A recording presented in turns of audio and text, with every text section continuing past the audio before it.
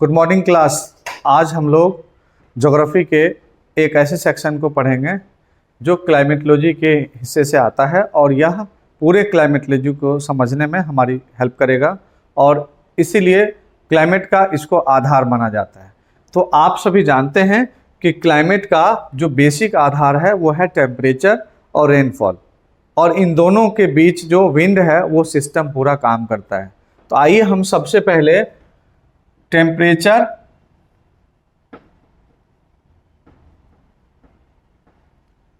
And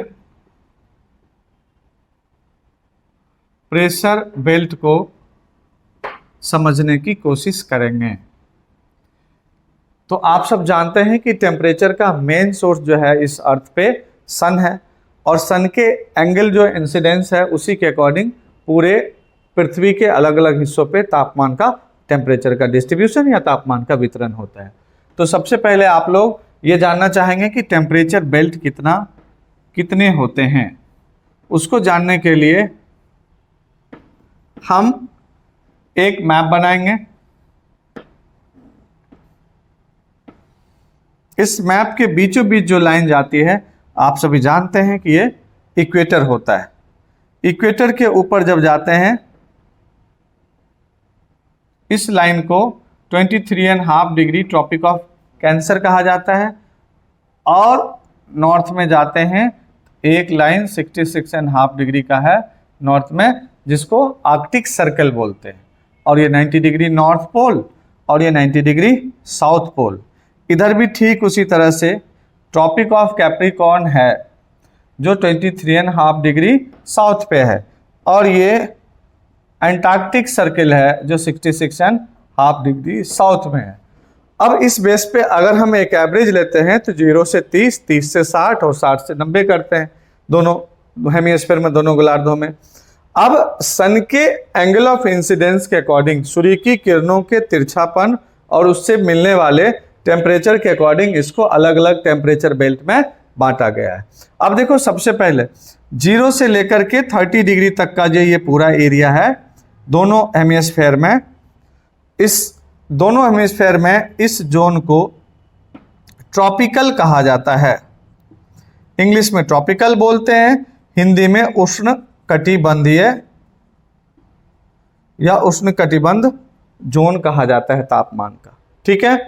फिर 30 से 60 का जो एरिया है, 66 तक का फ्लक्चुएशन होता है, इसको बोलते हैं टेम्परेट जोन या शीतोष्ण कटिबंध, जहां पर शीत और उष्ण दोनों की स्थिति रहती है।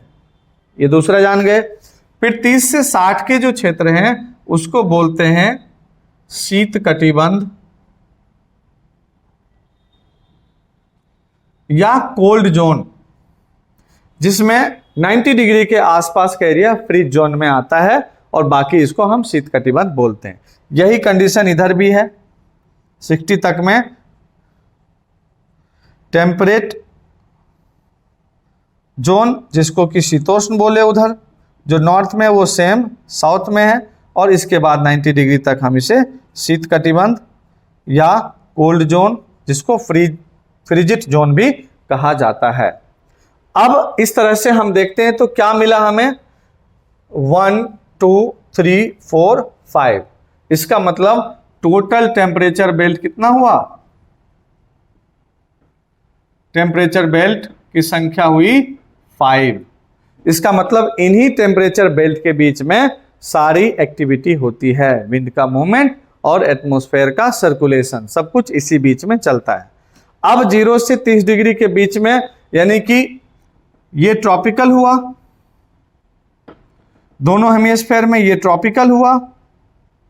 तो बताओ इस लाइन को क्या बोलते हैं, इक्वेटर। जब इस लाइन को इक्वेटर बोलते हैं और ये ट्रॉपिकल है, तो दोनों ट्रॉपिकल के बीच वाले जोन को क्या बोल देंगे, इसी को बोलते हैं इंटर ट्रॉपिकल, जिसको हिंदी में बोलते हैं अंतरा उष्ण कटिबंधीय क्षेत्र। यानी कि इसके इंटर में है, दोनों के बीच में। 5 डिग्री नॉर्थ और 5 डिग्री साउथ का हिस्सा है इक्वेटर के आसपास।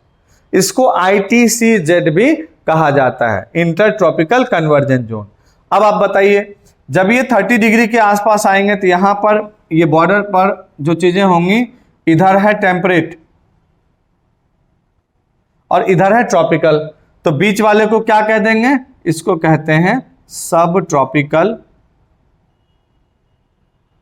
या उपोष्ण कटिबंध, जो शीतोष्ण और उष्ण दोनों को अलग करता है।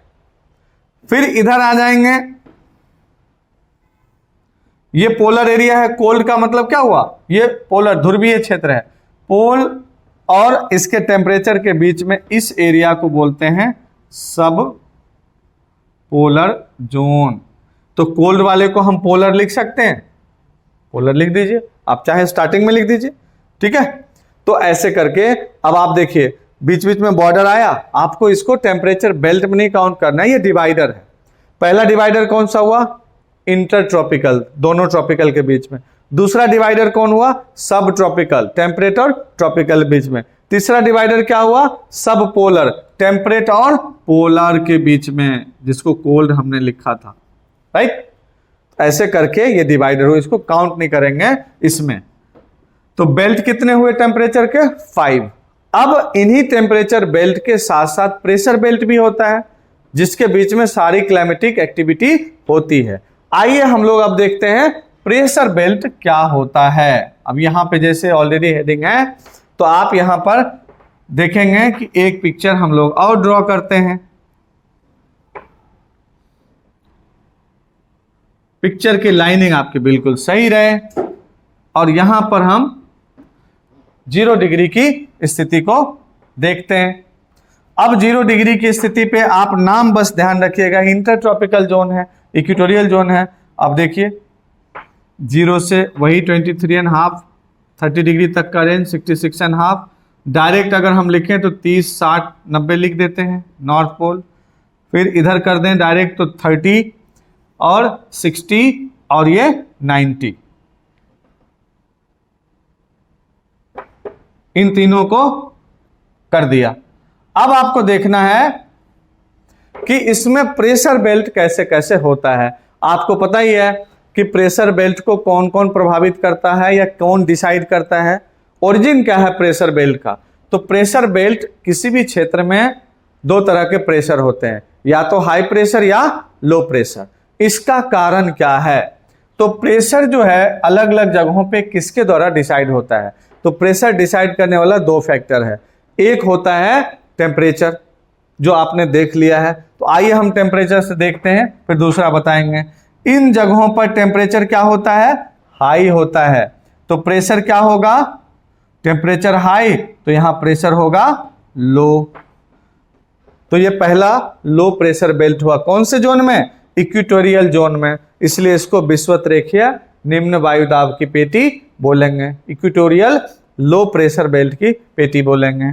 दूसरा आ जाइए 90 डिग्री पे, यहां पर टेम्परेचर क्या होता है? लो होता है, तो प्रेशर क्या होगा? हाई होगा। इसको क्या बोलेंगे? ध्रुवीय उच्च वायुदाब की पेटी। साउथ में भी ये होगा सेम। अब यहां पे आ गया टेम्परेचर लो बराबर प्रेशर क्या हुआ? हाई हुआ। इसको बोल दिए उच्च वायुदाब की पेटी। ये 3 जो वायुदाब पेटियां हैं वो किसके कारण से बने? 3 जो वायुदाब पेटियां हैं, एयर प्रेशर बेल्ट हैं, वो किसके कारण बनी? वो 3 वायुदाब पेटियां बनी तापमान के कारण।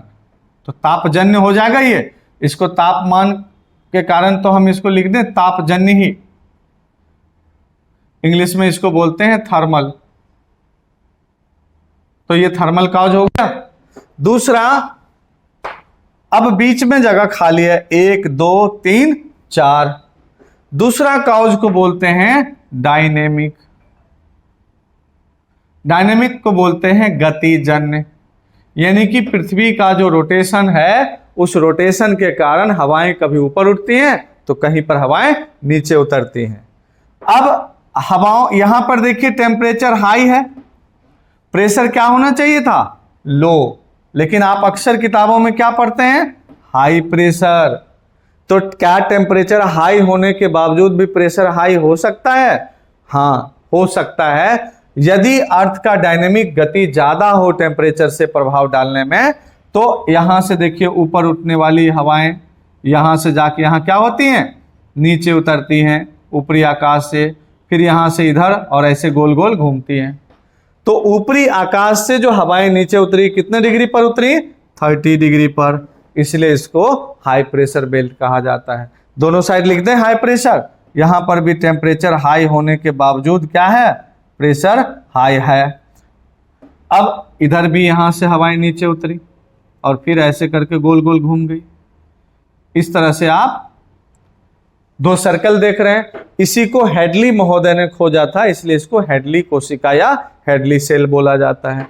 फिर आप देखो यहां से हवाएं इधर गई, इधर से अर्थ ने ऊपर फेंक दिया इसे, फिर ये ऐसे ऐसे करके एक सेल और बन गया और फिर यहां उतरी, फिर ऐसे गोल गोल हो गया।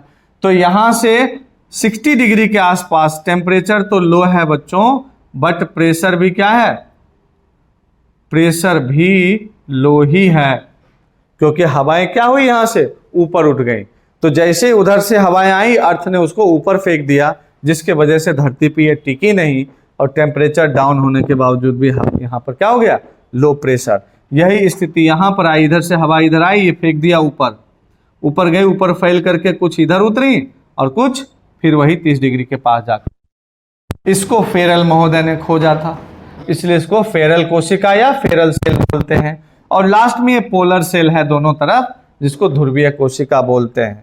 इसीलिए इस एरिया में भी टेम्परेचर डाउन, बट प्रेशर भी डाउन ही है, लो प्रेशर ही है। इस तरह से अब आप गिन लीजिए, 1 2 3 4 5 6 और 7। तो प्रेशर बेल्ट बच्चों कितना हुआ, टोटल प्रेशर बेल्ट 4 इसमें हो गया, टोटल प्रेशर बेल्ट हुआ 7। टोटल प्रेशर बेल्ट, यहां साफ साफ जगह रहे थोड़ा, है ना, 7। इस तरह से 5 टेम्परेचर बेल्ट और 7 प्रेशर बेल्ट को हम समझ सकते हैं, जो पूरे क्लाइमेटोलॉजी का आधार है। अब इस लो प्रेशर है यहाँ पर, इसका नामकरण अगर यहाँ से करेंगे तो कहेंगे विषुवत रेखीय निम्न दाब। इसका नामकरण अगर यहाँ से करेंगे तो सब ट्रॉपिकल हाई प्रेशर या उपोष्ण कटिबंधीय उच्च दाब। इसका नामकरण यहाँ से करेंगे तो सब पोलर लो प्रेशर या उपध्रुवीय निम्न दाब। इसका नामकरण यहाँ से करेंगे तो ध्रुवीय उच्च दाब। ठीक है, अगली क्लास में हम फिर अलग टॉपिक को लेके आएंगे, जो आपको क्लाइमेटोलॉजी को अच्छे तरीके से समझा पाएगा।